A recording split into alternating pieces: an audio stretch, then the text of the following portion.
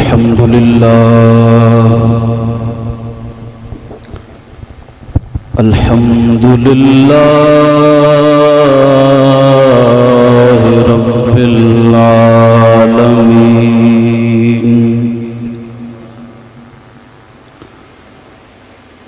والصلاة والسلام على سيد الأنبياء والمرسلين وعلى آله الطيبين الطاهرين وأصحابه المنتخبين المنتجبين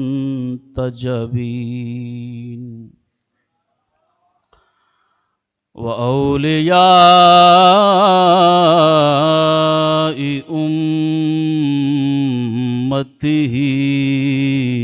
أجمعين. أما بعد فأعوذ بالله من الشيطان اللعين الرجيم. بسم الله الرحمن الرحيم. إنما يريد الله ليذهب عنكم الرجس أهل البيت ويطهركم تطهيرا. صدق خالقنا العظيم وبلغنا رسوله النبي الكريم الأمين ونحن على ذلك من الشاهدين والشاكرين والحمد لله رب العالمين. قال الله تبارك وتعالى في شان حبيبه مخبرا وآمرا: إن الله وملائكته يصلون على النبي يا أيها الذين آمنوا صلوا عليه وسلموا تسليما. اللهم صل على محمد وعلى آل محمد وبارك وسلم. الصلاة والسلام عليك يا سيدي يا رسول الله وعلى آلك وأصحابك يا سيدي يا حبيب الله.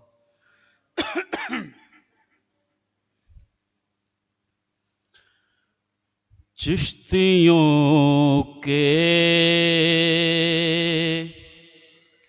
سنگھار کی یادیں، چشتیوں کے سنگھار کی یادیں، کاشف باوقار کی یادیں، کاشف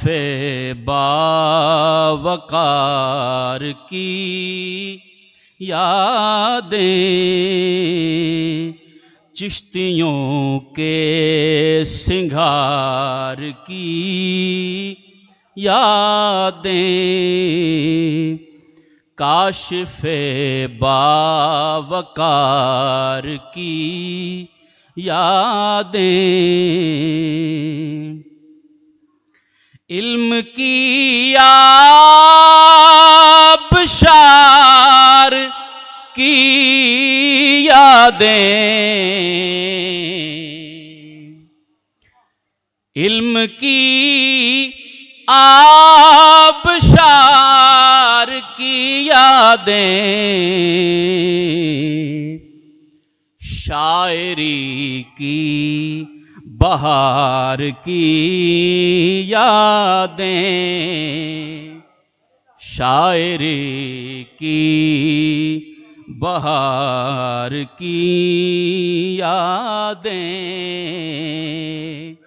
شاعری کی بہار کی یادیں۔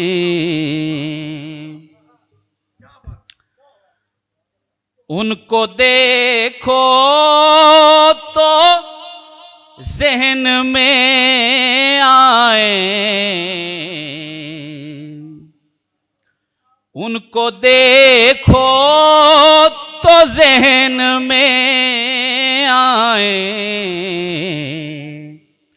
اولیاء کبار کی یادیں، اولیاء کبار کی یادیں، کاشف باوقار کی یادیں، دوست بھی تھے وہ مہرباں بھی تھے،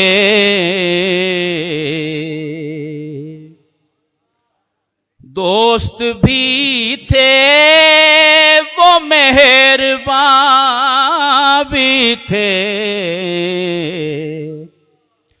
کیسے بھولیں وہ پیار کی یادیں،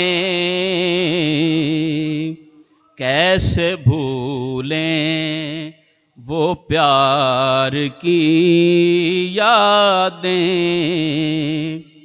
چشتیوں کے سنگھار کی یادیں، کاشف باوقار کی یادیں۔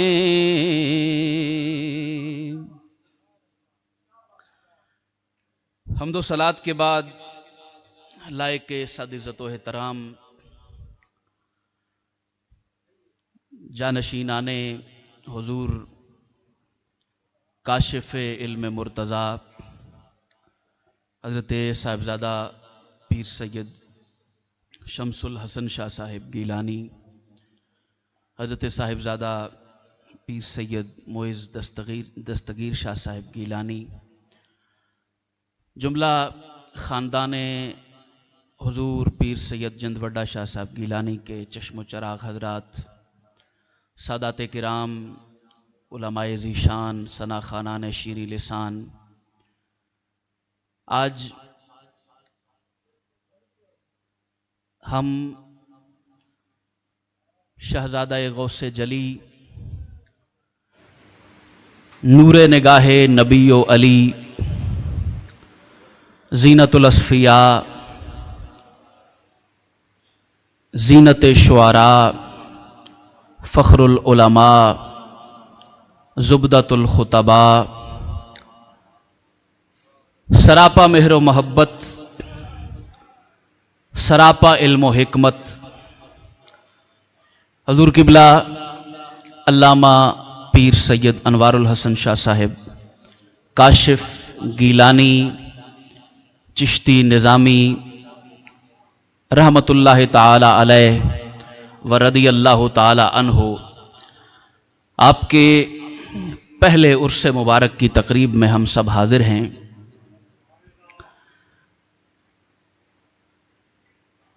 یہ آستانہ ایک زمانے سے زمانے کو فقر اور روحانیت کی خیرات بانٹ رہا ہے۔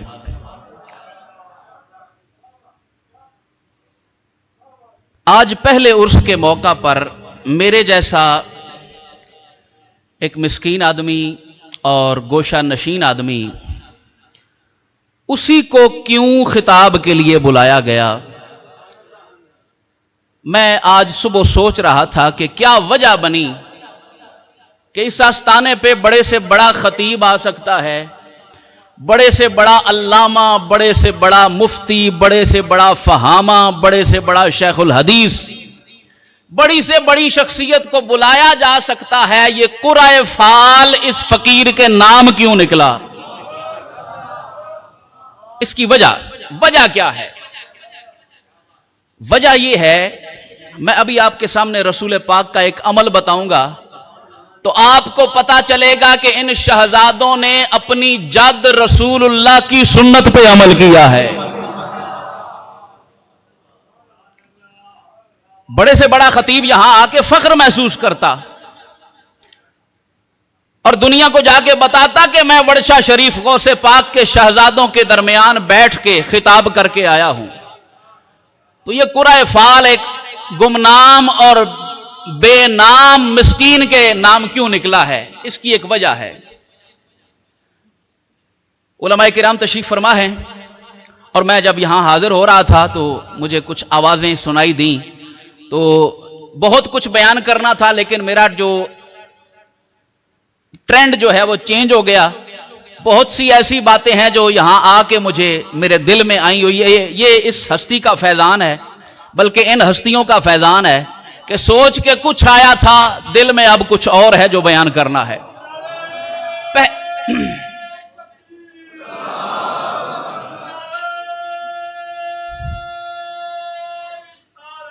یا رسول اللہ، نعرہ رسالت کے بعد ہمیشہ یاد رکھیں، ہمیشہ یاد رکھیں، مردوں کا نعرہ نعرہ حیدری ہے۔ انج نہیں، پھر مردہ آل رہا ہو، نعرہ حیدری۔ حاضرین گرامی قدر، اب میں وجہ بیان کرنے لگا ہوں کہ اس گمنام فقیر کو بلانے کی وجہ کیا ہے۔ رسول پاک صلی اللہ علیہ وآلہ وسلم کی سب سے پہلی، سب سے بلند مرتبہ اور سب سے محبوب زوجہ مبارکہ حضور ام المؤمنین سیدہ خدیجۃ الکبریٰ سلام اللہ تعالی علیہا، آپ کا دنیا سے وصال ہوتا ہے۔ صحابہ کرام فرماتے ہیں کہ سیدہ خدیجہ پاک کے دنیا سے پردہ کرنے کے بعد رسول پاک علیہ الصلوۃ والسلام کی ایک روٹین تھی، ایک معمول تھا۔ کتاب اس وقت بھی میری گاڑی میں پڑی ہوئی ہے، حدیث مبارکہ ہے۔ حضور کے صحابہ کہتے ہیں کہ سیدہ پاک سیدہ خدیجہ کے پردہ کرنے کے بعد رسول پاک کی روٹین تھی کہ جب بھی رسول پاک کی بارگاہ میں کوئی تحفہ پیش کیا جاتا تو میرے آقا کسی صحابی کی ڈیوٹی لگاتے کہ جاؤ مکے کے اس کونے میں فلاں عورت رہتی ہے، اس کو دے آؤ۔ اب رسول پاک علیہ السلام کے لاکھوں سے صحابہ موجود ہیں، ہزاروں سے صحابہ ہیں، اور سینکڑوں تو کم از کم روزانہ زیارت کرنے والے موجود ہیں۔ ان میں سے کسی کو تحفہ نہیں دیتے، بلکہ وہ مکے کے کونے میں کوئی عورت رہتی ہے اس کو تحفہ پہنچاتے ہیں۔ وجہ کیا ہے؟ صحابہ عرض کرتے ہیں یا رسول اللہ کیا وجہ ہے؟ اس عورت میں کیا خاص بات ہے کہ آپ باقی اور کسی کو اتنے اہتمام کے ساتھ، اتنے معمول کے ساتھ، روٹین کے ساتھ تحفہ نہیں دیتے؟ اس عورت میں کیا خاص بات ہے؟ رسول پاک فرماتے تم جانتے نہیں ہو، وہ عورت میری خدیجہ کی سہیلی ہے۔ مجھے جو سیدہ خدیجہ کے ساتھ محبت ہے اس کا تقاضا یہ ہے کہ اس کی جاننے والیوں اور محبت کرنے والیوں سہیلیوں کے ساتھ میں بھی پیار کروں، ان کی قدر کروں، ان کی عزت کروں۔ تو یہ سیدوں نے اگر مجھے بلایا ہے تو یہ سید انوار الحسن کاشف نے بلایا ہے۔ یہ ان کے ساتھ جو میری محبت تھی، میرا تعلق تھا اور میری عقیدت تھی، اور ان کی میرے ساتھ جو محبت اور شفقت تھی، جو پیار تھا، یہ اس نے انہیں مجبور کیا ہے کہ ایک ملنگ کو بھی بلا لیں۔ ہائے ہائے، میں نے آپ کے سامنے قرآن پاک کی ایک آیہ مقدسہ پڑھی ہے، تو اس کا ترجمہ آپ ان دنوں میں ہزاروں مرتبہ سن چکے ہوں گے۔ کیوں؟ اس لیے کہ یہ غم حسین کے دن ہیں۔ میں اس حوالے سے بھی ایک آدھ بات عرض کروں گا۔ میں جب حاضر ہوا تو قبلہ حافظ قاری فتح خان صاحب چشتی دامت برکاتہ العالیہ امام علی مقام علیہ الصلوۃ والسلام کی بارگاہ میں شعر پڑھ رہے تھے، تو میرا دل چاہا کہ آج ذکر انوار الحسن کاشف کے ساتھ ساتھ ذکر حسن اور حسین بھی ہونا چاہیے۔ ہائے ہائے، انما یرید اللہ لیذھب عنکم الرجس اہل البیت ویطہرکم تطہیرا۔ سادہ ترجمہ جو ہر کسی کو سمجھ آ جائے، رب کریم فرماتا ہے دنیا والو اس آیت کے مطابق کسی اور کا یہ ارادہ نہیں ہے، یہ کسی اور کا پروگرام نہیں ہے، مجھ اللہ تعالی کا ارادہ ہے۔ یعنی اب آگے جو ارادہ بیان ہوگا نا، اس میں دخل وہ دے جو اللہ کے کاموں میں دخل دے سکتا ہو، تے جے نہیں ہمت کسے دی تے چپ کر کے جو کچھ اللہ آکھ دے او دے تے عمل کیتا کرے۔ انما یرید اللہ، صرف اور صرف اللہ کا ارادہ ہے۔ اللہ فرماتا ہے میرا ارادہ ہے، یرید اللہ لیذھب عنکم الرجس اہل البیت، اے محبوب کریم صلی اللہ علیہ وآلہ وسلم کے گھر والو، صرف اللہ کا ارادہ ہے کہ گندی چیزوں کو تم سے دور کر دے۔ یہ میں سادہ ترجمہ کر رہا ہوں۔ رجس کا سادہ ترجمہ یہ ہے کہ گندی چیز کو اللہ تعالی اہل بیت سے دور کر دے۔ وَيُطَهِّرَكُمْ تَطْهِيرًا، اور تمہیں ایسا پاک کرے جیسا پاک کرنے کا حق ہے۔ کیسا پاک کرے؟ ایسا پاک کرے کہ ایمان والا پکار کے کہے تیری نسل پاک میں ہے بچہ بچہ نور کا۔ اتنا پاک کرے جیسا پاک کرنے کا حق ہے۔ اب اللہ جس کو پاک کرے اس کے پاکیزگی میں کس کو شک ہو سکتا ہے؟ اب 14ویں صدی کا کوئی مولوی ان میں نقص ڈھونڈنے کی کوشش کرے، ان میں عیب ڈھونڈنے کی کوشش کرے جن کو رب نے خود پاک کیا ہے، تو یہ عیب ڈھونڈنے والا پلید ہو سکتا ہے، ان کی پاکی میں کوئی شک نہیں ہو سکتا۔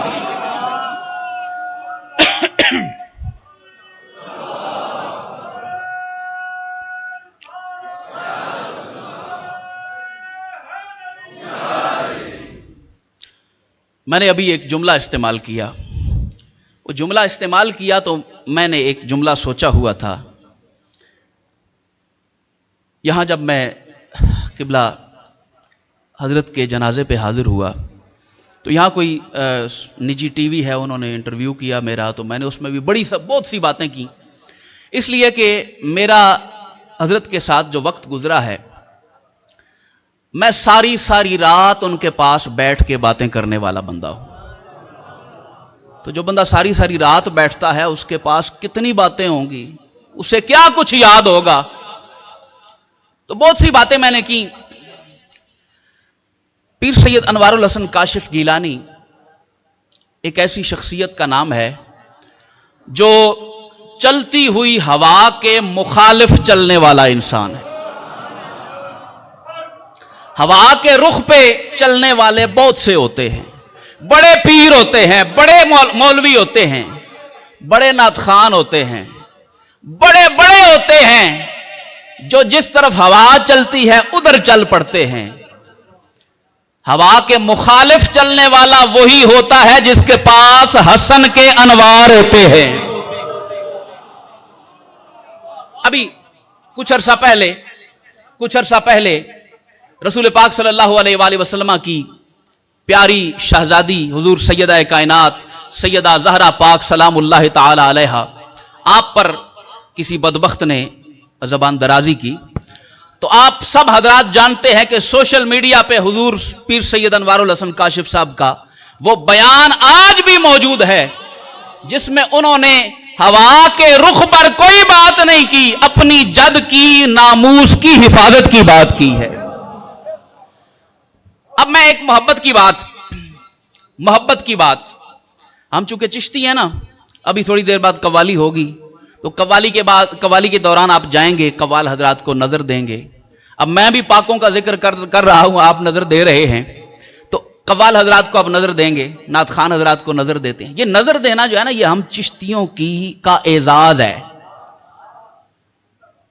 میں نے حضرت قبلہ پیر صاحب کی ایک تقریر سنی، اس تقریر میں ایک بات ایسی تھی کہ میں نے نظر مانی کہ جب ملاقات ہوگی نا اگلی تو میں نظر پیش کروں گا. اب بات جو ہے وہ جب ملاقات کا ذکر کرتا ہوں تو اس کے دوران میں بتاؤں گا. لاہور ملاقات ہوئی تو میں نے کہا حضرت یہ چھوٹی سی نظر ہے، کافی عرصے سے میں نے رکھی ہوئی ہے، یہ قبول کریں. فرماتے ہیں کس چیز دی نظر ہے؟ میں کہ جناب قبول کرو نا. اخیر نہیں میں بعد قبول کر سا، پہلے دسو کائیں دی نظر ہے. میں کہ جناب تہاڈا میں خطاب سنیا سی شہدائے کربلا دے حوالے نال، تے او دے وچ تساں امام علی مقام امام حسین دا جتھے بھی نام لیا ہے نا اتھے علیہ الصلاۃ والسلام آکھیا ہے. میں کہ جناب اجے کلے دے مولوی تے علیہ السلام آکھنے تو ڈردے نے، تساں علیہ الصلاۃ والسلام آکھیا ہے، بڑی وڈی گل ہے. تے میں نظر منی سی میں نظر دیساں. مسکرا کے فرمان لگے اے نظر کول رکھو، میں یہ اجے بڑے کم کیتے ہوئے نے. کتنیاں کہ نظراں دیسو، میں بہت سارے یہ اجے کم کیتے ہوئے نے. گویا نبی پاک علیہ الصلوۃ والسلام کے گھر کا فرد ہونے کا حق ادا کیا سید انوار الحسن کاشف نے، اور اپنے گھر کے ناموس پر ساری زندگی پہرا دیا ہے. بہت سی باتیں ہیں، بڑی خوش طبعی والی باتیں بھی میری جب نشست ہوا کرتی تھی. اچھا چلو لاڈ کی ایک بات سناتا ہوں. خدا کی قسم اتنا بڑا انسان، اتنا بڑا رب کا ولی، اتنا بڑا عالم، لیکن جس کے ساتھ تعلق بن جائے اس کی ناز برداری کیسے کرتے ہیں. میں لاہور جب بھی حاضری ہوتی تو میری روٹین تھی، جو قریبی حضرات مریدین ہیں وہ جانتے ہیں کہ میں اکثر کوشش کیا کرتا تھا کہ آپ کے پاس، آپ کے گھر میں، آپ کے آستانے پہ جاؤں اور وہاں رات کو بیٹھ کے مختلف موضوعات پر، کبھی دین پر بات ہو رہی ہے، کبھی شاعری پر، کبھی موسیقی پر، مختلف باتیں ہوا کرتی تھی. تو میں اکثر کوشش کیا کرتا تھا.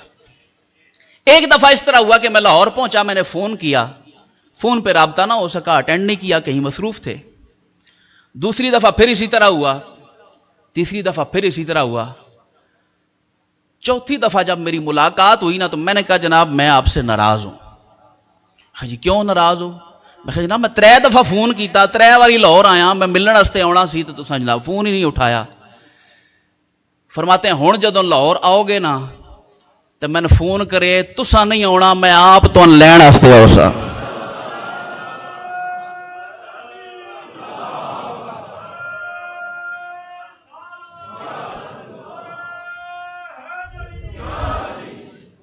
اور خدا کی قسم میں یہ شدرا یا یہ کلمہ چوک کے علاقے مجھے یاد نہیں ہے کہاں تھا، تو میں نے فون کیا جناب میں آ گیا ہوں لاہور. کہنے لگے اتھے ہی ٹھہرو میں آپ آؤں پہ کہنے واسطے. خود آئے، خود مجھے لے کر گھر گئے. پوری رات جناب ہم، اچھا رات کے جو معاملات ہوتے ہیں وہ بھی عجیب ہوتے ہیں. راز والے جانتے ہیں کہ رات کو یہ معرفت والے لوگ کیا کچھ کرتے ہیں. اب یہ محفل میں کرنے والی باتیں نہیں ہیں. تو یہ لجپالی جو ہے نا یہ اس گھر کی وراثت ہے. چلو لجپالی کی بات آئی ہے، قاری صاحب آپ کی نظر ایک بات کر رہا ہوں. مولانا جامی رحمۃ اللہ علیہ نے یہ بات لکھی ہے، فخر کرو جتنے مریدین بیٹھے ہوئے ہو، فخر کرو کہ سیدہ زہرا پاک کے شہزادے کے مرید ہو. یہ گھر کتنا بڑا لجپال ہے. یہ چونکہ غم کا مہینہ ہے نا تو چلو غم کی بات سنا دیتا ہوں آپ کو. مولانا عبد الرحمن جامی رحمۃ اللہ تعالی علیہ آپ لکھتے ہیں کہ سیدہ عالمین سیدہ زہرا پاک سلام اللہ تعالی علیہ، آپ کا آخری وقت آیا، دنیا سے پردہ کرنے کا وقت آیا، تو اپنے سرتاج امیر کائنات مولا ممکنات والی شش جہات مولا علی کرم اللہ وجہ الکریم آپ کی خدمت میں عرض کرتی ہیں میرے سرتاج، میرے کمرے میں، میرے گھر میں ایک چھوٹا سا صندوق پڑا ہوا ہے، وہ اٹھا کے لائیں.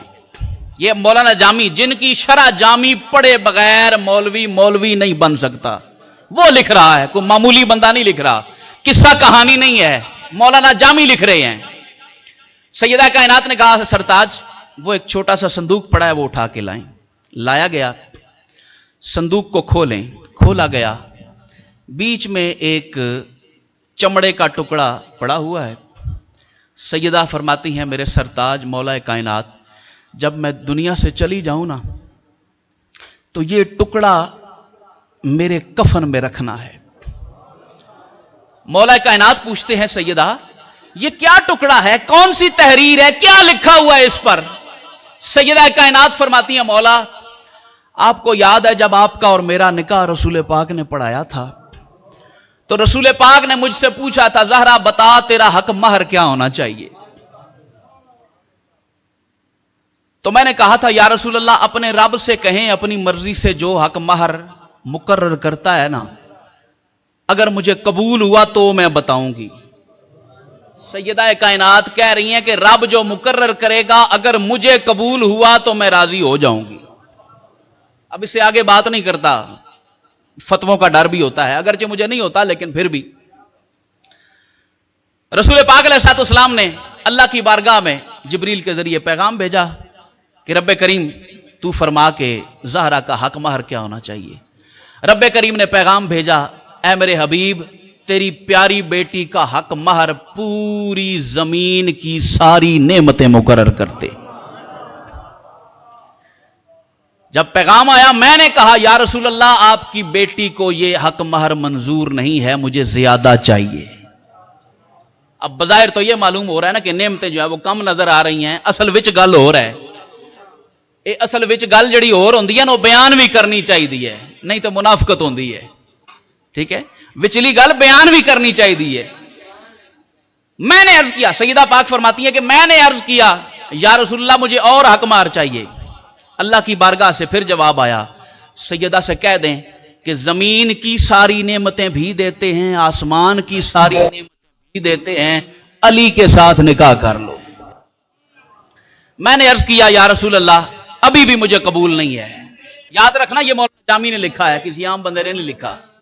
रब की तरफ से पैगाम तीसरा आया कि ए हबीब अपनी शहजादी से पूछें कि वो क्या चाहती है जो उसके हक महर में दिया जाए। तो ए अली मैंने उस वक्त कहा था, या रसूल अल्लाह जिस गुनहगार उम्मत की खातिर आप गारों में जाके रोते हैं ना, मुझे उम्मत की बख्शिश की रसीद चाहिए। तो मौला ये जो चमड़े का टुकड़ा है ना, ये वो रसीद है जो मेरे रब ने उम्मत की बख्शिश के लिए लिख के दी थी। मैं जब मर जाऊं, मैं दुनिया से जाऊं तो मेरे कफन में रखिएगा, कयामत वाले दिन मैं रसीद दिखाऊंगी। मौला तूने वादा किया था मोहम्मद रसूलुल्लाह की उम्मत को बख्शूंगा, अब ज़हरा सिफारिश और रसीद लेके आई है। ये लजपाली है इस घर की, खुदा की कसम ये घर ना होता, हाय ना मस्जिदों में अजानें होती, ना तुम्हारे लबों पे कुरान होता, ना तुम्हें कोई कलमा पढ़ाने वाला होता।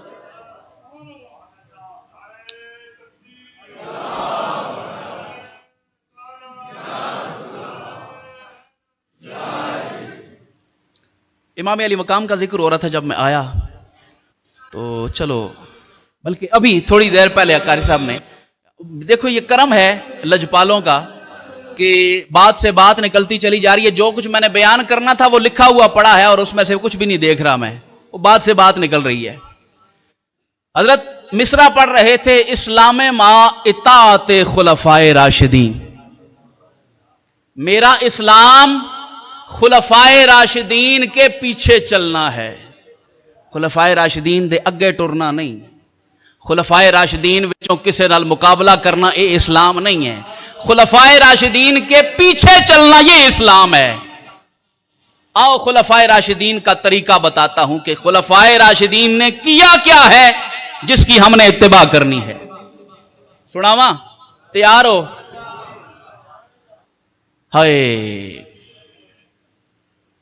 खुलफाए राशिदीन की पहली कड़ी, खिलाफत का पहला नूर हजरत सैयदना अबू बकर सिद्दीक रदी अल्लाह ताला अन्हो।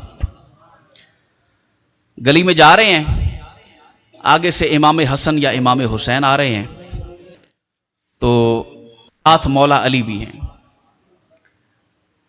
उठा के ना बोसा देते हैं शहजादे को اور ایک جملہ فرماتے ہیں، یا علی مجھے میرے رب کی قسم ہے یہ پتر تو آپ کا ہے لیکن تصویر مصطفیٰ کی ہے، اور یا علی یاد رکھیے گا مجھے اپنے خون کے رشتہ داروں سے زیادہ حضور کے رشتہ دار پیارے ہیں۔ یہ ہے اطاعت خلفائے راشدین، خلفائے راشدین نے یہ کر کے بتایا ہے، اس کی اطاعت کرنی ہے۔ چلو جس ہستی کو ہم تاجدار عدالت کہتے ہیں، جو عدالت کی دنیا کا بادشاہ ہے، اس کی اطاعت کیسے کرنی ہے؟ 70 سے زیادہ واقعات میری نظر سے گزر چکے ہیں، ایک عد نہیں، 70 سے زیادہ واقعات حضرت مولا علی کو مخاطب کر کے حضرت عمر فاروق رضی اللہ تعالیٰ عنہ، 70 سے زیادہ واقعات میری نظر سے گزر چکے ہیں، یعنی اس سے بھی زیادہ مرتبہ زندگی میں یہ جملہ فرمایا، لولا علی لہلک عمر، خدا کی قسم آج اگر علی مشکل کشا نہ ہوتا تو عمر برباد ہو جاتا۔ یہ اطاعت خلفائے راشدین، وہ جو مصرع حضرت نے پڑھا اس سے فیض لے کر آپ کے سامنے پیش کر رہا ہوں کہ خلفائے راشدین کی اطاعت کیا کرنی ہے۔ بات لمبی ہو جائے گی، مجھے اندازہ ہے کہ گرمی کا موسم ہے، ابھی محفل سما بھی ہم نے سننی ہے، رسول پاک صلی اللہ علیہ وآلہ وسلم کے خاندان عالی شان کا ذکر ہو رہا ہے، اور خلفائے راشدین کی زبان سے آپ کے سامنے باتیں کر رہا ہوں۔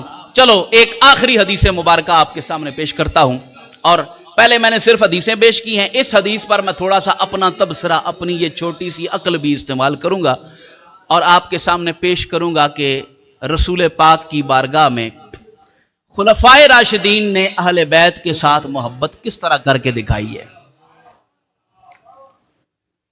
ام المومنین، فقیہ امت، محدثہ امت، 7000 صحابہ کی استاد، کی موٹی گل نہیں ہے، 7000 صحابہ جس کے شاگرد ہیں اسے سیدہ عائشہ صدیقہ کہتے ہیں۔ جناب حضرت عائشہ صدیقہ، صدیق اکبر کا فتویٰ سنو، خلافت راشدہ پر ایمان رکھنے والوں، خلفائے راشدین کی تعداد کتنی ہے ویسے بتائیں تو صحیح؟ خلفائے راشدین کی تعداد 5 ہے، 4 نہیں ہے، یہ 5ویں کو چھپایا جاتا ہے جان بوجھ کر، تو یہ یاد رکھیں خلفائے راشدین کی تعداد 5 ہے۔ حضرت سیدنا امام حسن مجتبی علیہ السلام آپ کے 5-6 مہینے نہ ڈالے جائیں تو خلافت راشدہ پوری نہیں ہوتی۔ اچھا، جناب صدیق اکبر، آپ سے حضرت عائشہ کہتی ہیں کہ آپ مولا علی کو ہی کیوں دیکھتے رہتے ہیں؟ صدیق اکبر فرماتے ہیں، بیٹی مجھے رب کی قسم ہے میں نے اپنے ان کانوں سے حضور کو یہ کہتے سنا ہے کہ ان نظر الی وجہ علی عبادت، علی کے چہرے کی طرف دیکھنا عبادت ہے۔ علی کے چہرے کی طرف دیکھنا عبادت ہے۔ اب جو علماء بیٹھے ہوئے ہیں، میں سب سے کم پڑھا لکھا بندہ ہوں، تو میں آپ کی توجہ چاہوں گا، اس حدیث پہ تھوڑا سا میرا اس دماغ کو تھوڑا سا استعمال کیا ہے۔ رسول پاک نے یہ نہیں فرمایا ان نظر علی وجہ علی عبادت، کہ علی کے چہرے پر یا علی کے چہرے کو دیکھنا عبادت ہے، نہیں، ان نظر الی وجہ علی عبادت، علی کے چہرے کی طرف دیکھنا عبادت ہے۔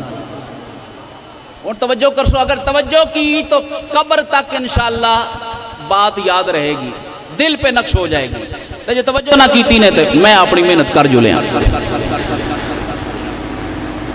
رسول پاک نے کیا فرمایا؟ ان نظر الی وجہ علی عبادت، چہرے کی طرف دیکھنا عبادت ہے۔ حضرت ابوبکر صدیق نے دیکھا علی کا چہرہ، عبادت کر لی۔ حضرت عمر فاروق نے دیکھا، عبادت کر لی۔ حضرت عثمان غنی نے دیکھا، عبادت کر لی۔ حضرت عمار ابن یاسر نے دیکھا، عبادت کر لی۔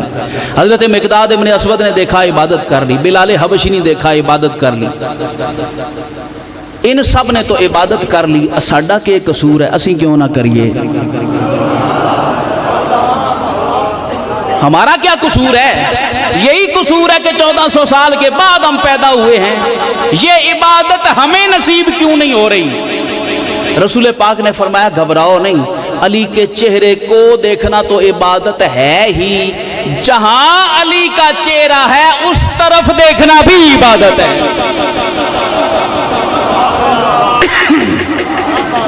اب علی کا چہرہ نجف میں ہے، نجف کی طرف علی کے چہرے کی نیت کر کے دیکھو گے، رب عبادت کا ثواب عطا۔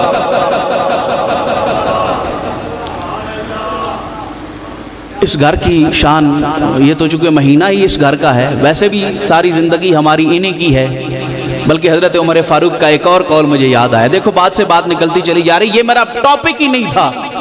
جناب عمر فاروق، آپ جانتے ہیں نا کہ امام حسن امام حسین کے ساتھ بہت پیار کرتے تھے، بڑی عزت کرتے تھے، بڑا احترام کرتے تھے، حالانکہ بزرگ تھے، لیکن ان کے بچہ ہونے کے باوجود وہ سمجھتے تھے کہ یہ بچے تو ہیں لیکن بچے کس کے ہیں؟ ادب کیا کرتے تھے۔ تو آپ کے صاحبزادے نے اعتراض کر دیا کہ آپ اتنا ادب کیوں کرتے ہیں؟ تو جناب عمر فاروق نے کہا پتر تجھے پتہ نہیں ہے عمر کے جسم پہ یہ جو بال ہیں نا، یہ بھی ان کے صدقے میں اللہ نے اگائے۔ عمر کے جسم میں جو سانسیں چل رہی ہیں ان کے صدقے میں چل رہی ہیں۔ تو یہ ساری کائنات اگر رسول پاک کے خاندان کے صدقے میں چل رہی ہے، آج کی اس پاک تقریب میں عہد کر کے اٹھو کہ پوری زندگی خاندان رسول کے دھڑے میں رہیں گے، رسول کائنات سے لے کر کائنات کے آخری سید تک جو رسول کائنات کے گھر کا مخالف ہوگا ہم اس کے ساتھ دشمنی رکھیں گے، جو اس گھر کا وفادار ہوگا اس کے ساتھ دوستی رکھیں گے۔ میں دعوے کے ساتھ کہتا ہوں کہ اگر یہ عقیدہ لے کے اٹھو تو خدا کی قسم آج تمہاری حاضری اللہ کی بارگاہ میں 100% قبول ہے۔ نبی پاک علیہ السلام کے گھر کے غم میں غمگین رہا کرو، حضور کے گھر کی خوشی میں خوش رہا کرو، یہی دین ہے۔ علی کو ہاتھ پکڑ کے حضور کھڑا کریں نا اور خوش ہو، اس خوشی میں خوش ہوا کرو، اور حسین کو گود میں بٹھا کے میرے آقا آنسو بہائیں تو تم بھی آنسو بہایا کرو۔ بس یہ ہے اطاعت رسول پاک کی، رسول اللہ کی اطاعت اس کو کہتے ہیں۔ آخری حدیث مبارکہ قرآن پاک میں اللہ تعالیٰ ارشاد فرماتا ہے کہ وَمَا كَانَ اللَّهُ لِيُعَذِّبَهُمْ وَأَنْتَ فِيهِمْ، کہ اللہ تعالیٰ اس امت کو اجتماعی عذاب نہیں دے گا جب تک اے محبوب آپ ان کے اندر موجود ہیں، جب تک آپ ان کے اندر موجود ہیں۔ کتاب کا نام ہے الصواعق المحرقہ، امام ابن حجر مکی رحمۃ اللہ علیہ کی کتاب ہے۔ اس آیت کی تفسیر کرتے ہوئے وہ ایک حدیث نقل کرتے ہیں، وہ ایک حدیث سناتا ہوں، بات ختم کرتا ہوں۔ رسول پاک سے پوچھا گیا یا رسول اللہ آپ تو بشری تقاضے کے مطابق کچھ عرصہ یہاں رہیں گے پھر آپ پردہ کر جائیں گے، تو اس آیت کا کیا مطلب ہے کہ جب تک آپ ہیں اس وقت تک عذاب نہیں آئے گا؟ رسول پاک نے فرمایا اوے روحانی طور پر تو میں نے قیامت تک رہنا ہے، لیکن ظاہری طور پر جب تک میری آل موجود ہے امت پہ عذاب نہیں آ سکتا۔